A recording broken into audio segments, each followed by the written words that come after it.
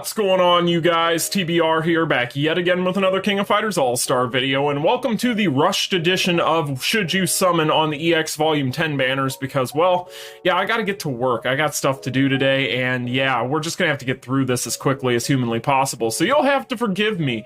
But before we go ahead and get into all of that and more, make sure if you guys haven't already done so, you smash that like button and subscribe. And let's just go ahead and get into the breakdown, because again, I have stuff I gotta get done today. Unfortunately, I apologize to all of you. Usually I'm not in a rush. Normally, this is not a problem, but today kinda is. So when it comes to the new card set, we have the Hot and Cold set. This is going to be particularly good for the new characters that we're going to talk about. But if we take a look here, the first one here is going to increase Extreme Fighters critical rate by 7%. The next one's going to increase Defense type Fighters combat power by 35k. And then the final one here is going to give you that 30% chance to charge all 5 of your power slots.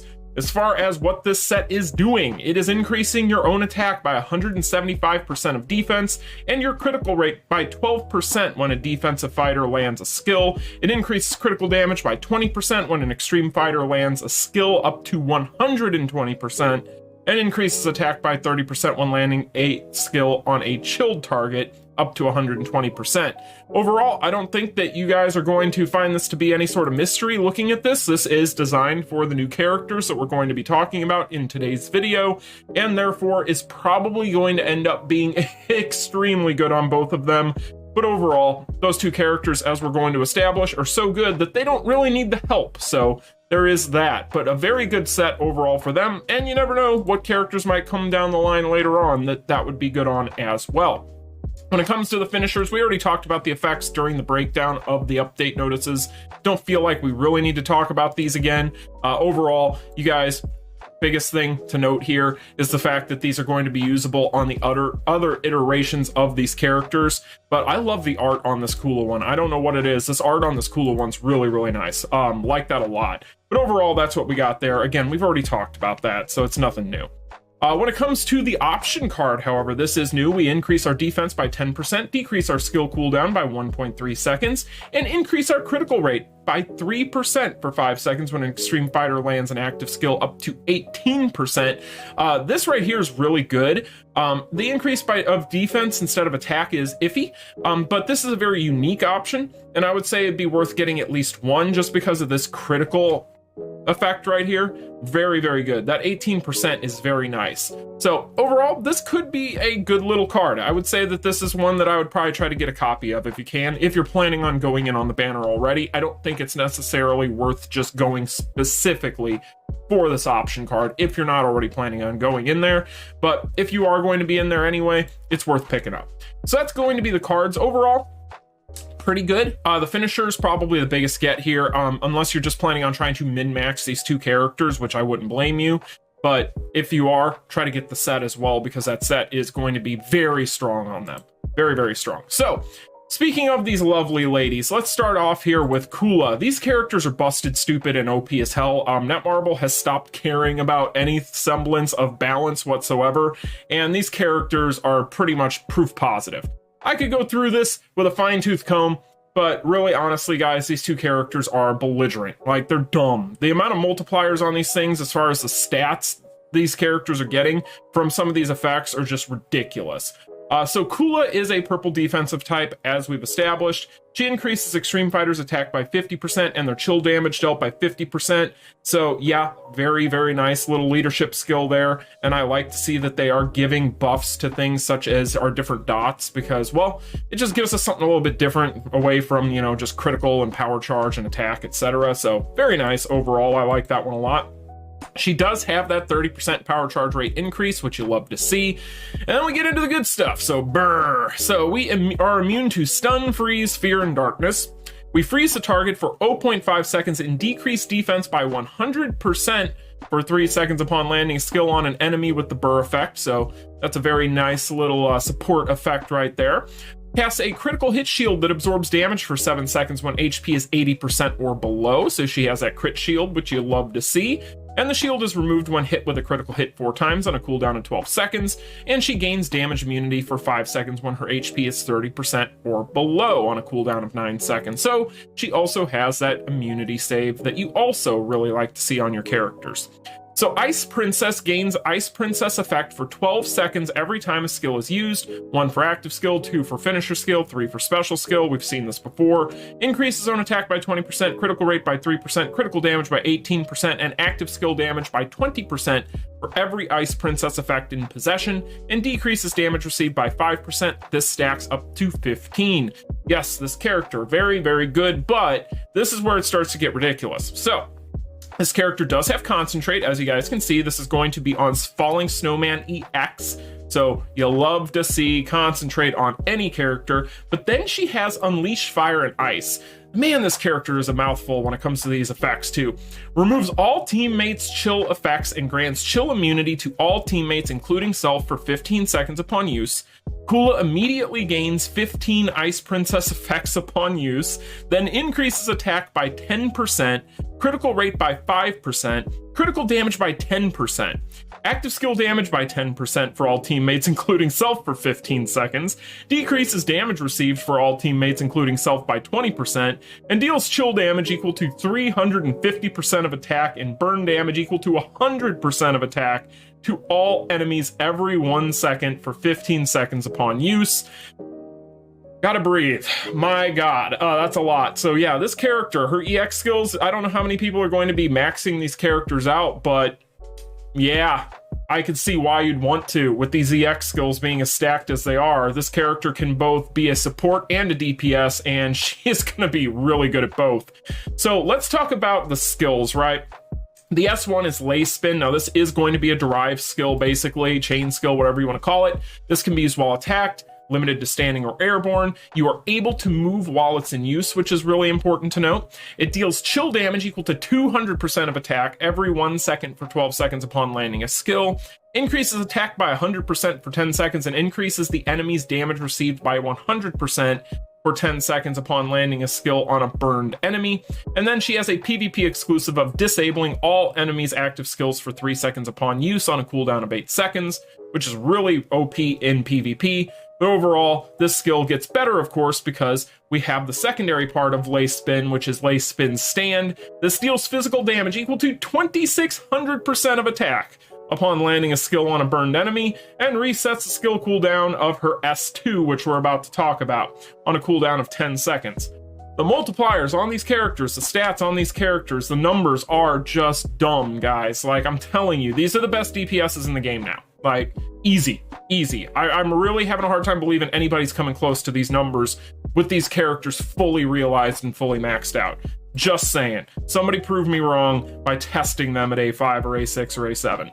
Deals chill damage equal to 600% of attack, then burn damage equal to 200% of attack to the target every 1 second for 12 seconds upon landing a skill. Resets skill cooldown for Falling Snowman EX upon landing a skill on a burned enemy on a cooldown of 10 seconds. So she has both chill and burn, because of course she does. It's an EX fighter in 2023. She increases critical damage by 100% for 10 seconds, and deals chill damage equal to 1500% of attack upon landing a skill on a burned enemy. Again, guys, a support and a DPS. This character kinda has it all right now, and it's kinda ridiculous. So yeah, very, very good. So let's talk about Falling Snowman. This can be used when attacked, limited to standing, airborne, or knockdown, so pretty much anytime you want. You have your hyper armor for 4 seconds, so there's your interrupt with your hyper armor. You stun the enemy for 2 seconds and decrease their attack by 30% for 5 seconds upon landing a skill, and deal physical damage equal to 4500% upon landing a skill on a chilled enemy, and decreases the enemy's defense by 70% for 10 seconds. Yeah, did I mention the numbers on these characters are busted? Yeah, it's a lot of damage, guys, a lot of freaking damage. But we do have one final thing here. This is going to be on her core finisher. She resets the cooldown for Lay Spin upon using a skill on a cooldown of 12 seconds, applies Burr on all enemies for 20 seconds when the skill ends, which deals chill damage equal to 100% of attack every 1 second, and decreases attack by 90%, and increases burn damage received by 100%, and chill damage received by 100%. God, man, these characters are stupid. Yeah, Kula's really good. Pull her if you want her, if you're a fan. She's worth it. Wow. So there's a lot of copy and pasting going on between these two characters. which means rip to my voice right now because I'm gonna have to go through all this text again. So here we go. Mai is a red defensive type that increases extreme fighters attack by 50% and burn damage dealt by 50%. So very much so like Kula, only for burn. We look at her core, again, 30% power charge rate increase. And if we get down here to what she has going on in her cores, we have immunity to stun, petrify, fear, and darkness. She deals infernal flame damage, which is burn damage equal to 1150% of attack every 1 second, and decreases critical rate by 30%, and decreases defense by 80% to all enemies for 3 seconds when using a skill, while Shiranui Ryu is successor state. It recovers HP by 10% every 1 second for 7 seconds when HP is 30% or below, which is a 70% heal when her HP is 30% or below, on top of the fact that this same core gains damage immunity for 5 seconds when her HP is 50% or below, on cooldown of 9 seconds. Woo boy, this character can survive some shit. All right, so Kunoichi of Fire. Gains Kunoichi of Fire effect for 12 seconds every time a skill is used. You guys know where this is going. 1 for active skill, 2 for finisher skill, 3 for special skills, and 4 for a partridge in a pear tree. I'm just kidding, that part wasn't in there. I made that part up. But she increases her own attack by 20%, critical rate by 3%, critical damage by 25%, and active skill by 22% for every Kunoichi of Fire effect in possession, and decreases damage received by 4%. This stacks up to 15. She also applies Shiranui Ryu successor state on self when Kunoichi of Fire is at 15 stacks. Again, guys, the copy and pasting is real, and I'm pretty sure you guys know exactly what we're about to be seeing here. So, when it comes to EX skills, she has Concentrate, and this one is going to be on her Yukahani EX skill. Which one is that? Is that S3? No, that is on her S2. That's on her S2 that she has her Concentrate. And then she has Unleash Fire and Ice, so very similarly to what we saw with Kula there. I'm not going to go through all that text again. Again, these characters, if you are maxing them out completely, yeah, you have some really good options there, really good options. So let's go ahead and take a look at the S1. This deals burn damage equal to 200% of attack every 1 second for 12 seconds upon landing a skill, and deals physical damage equal to 2600% of attack upon landing a skill on a burned enemy, and decreases the enemy's defense by 90% for 10 seconds. The S2 inflicts damage, blah blah blah, can be used when attacked, limited to standing, airborne, or knockdown, gains hyper armor for 4 seconds, so the S2, which is the one that you get on your Concentrate, is the one that has hyper armor with interrupt. And then you are dealing burn damage equal to 300% of attack, then chill damage equal to 200% of attack to the target every 1 second for 12 seconds upon landing a skill, increases critical damage by 100% for 10 seconds upon landing a skill on a burned enemy, and deals physical damage equal to 5000% of attack upon landing a skill on a burning enemy. Again, guys, these characters very similar, but that's okay when they're both so freaking broken stupid. Next up here, we have the S3. Another interrupt. This one is limited to standing or airborne.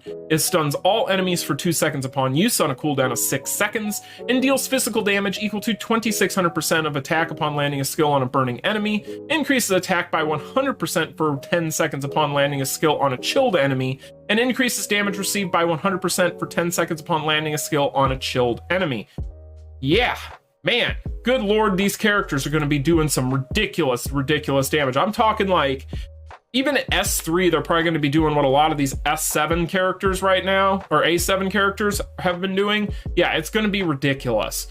Now, finally here, we do have the core finisher. This has a 100% chance to reset her active skill cooldowns upon use, increases your own attack by 200% for 20 seconds, and applies Shiranui Ryu's successor state on self when the skill ends. This increases critical rate by 20% and critical damage by 50% for 20 seconds, and decreases damage received by 10%. So overall, you guys, these characters are busted. So if you guys wanted to, I could forgive you for skipping the cards and just trying to pour all of your investment into them if you're planning on pulling. However, I do think that the set is worth it if you're planning on trying to min-max the 2 of them.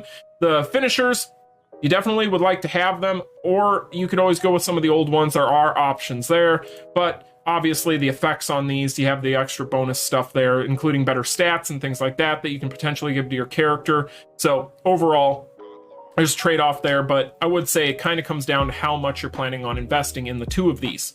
So with that being said, you guys, I'm going to go ahead and do a little bit of summoning here. Just not a lot, but a little bit. I'm going to go ahead. We haven't gotten our maintenance reward yet, so that kind of blows. So what I'm going to go ahead and do is I'm going to use a multi apiece on my fighters and my battle card summon tickets. And I'm going to keep the remainder for when the maintenance stuff comes in, because we also are going to have more login rubies. For whatever reason, they timed it weird, so we still have more login rubies coming as well. So I'll have like a little mini session here and then a mini session later. There'll be even more mini, micro mini.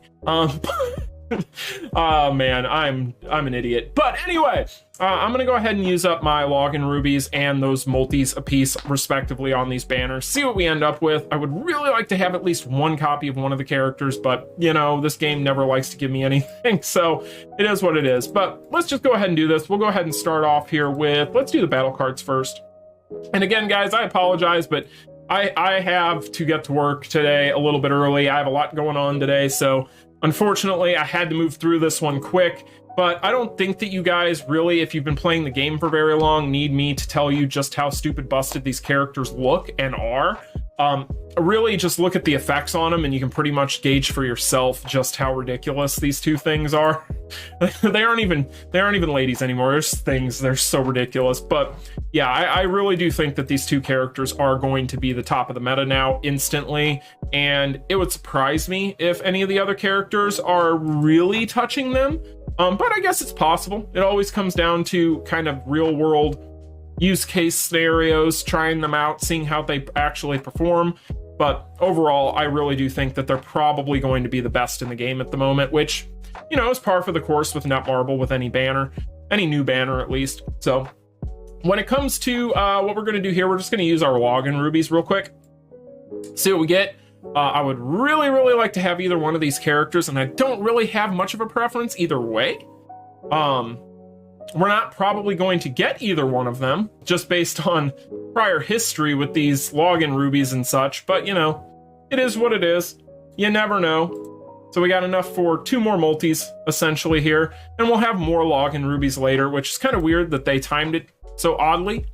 But, alright, so I was kind of hoping that that would flash yellow there, but no. No such luck.